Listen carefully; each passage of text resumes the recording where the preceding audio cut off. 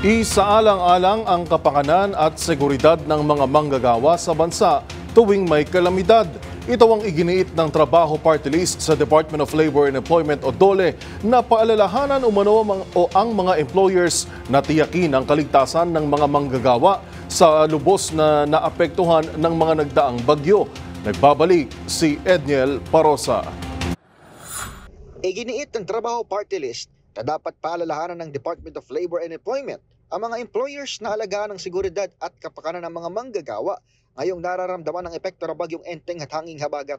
Tinukoy ni Attorney Filemon Ray L. Javier, tagapagsalita ng grupo, ang regulasyong inilabas ng DOLE patungkol sa pagsuspindi ng trabaho dahil sa kalagayan ng panahon. Batay sa Labor Advisory No. 17, Series of 2022, ang mga manggagawang nagtatrabaho ng di bababa sa 6 na oras bago masuspindi ang trabaho ay dapat makatanggap ng buong sahod sa naturang araw. Paalala ng Trabaho Party List, kung bababa naman sa 6 na oras ang trabaho, ang empleyado ay makatatanggap ng proportionate wage na nakabase kung ilang oras siya naggagawa ng tungkulin.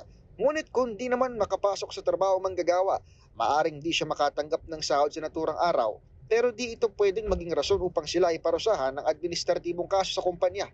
Nakaranas ng matinding pag-ulan at pagbaha ang iba't ibang bahagi ng Metro Manila at mga karatig lalawigan kahapon matapos maramdaman ng bansa ang hagupit ng bagyong Enteng kasabay pa ng pag-ulam dala ng hanging habagat. Tututukan at itinutulak ng Trabaho Party List sa Kongreso ang ilan pang mga hakbang upang tulungan ang mga manggagawa sa oras ng sakuna, gaya na lamang ng pagmungkahi ng calamity pay sa mga manggagawa na pumasok sa trabaho kahit bumabagyo at iba pang calamity assistance. Para sa MBC TV and Network News, ito si Edniel Parosa. Una sa Pilipinas, una sa Pilipino.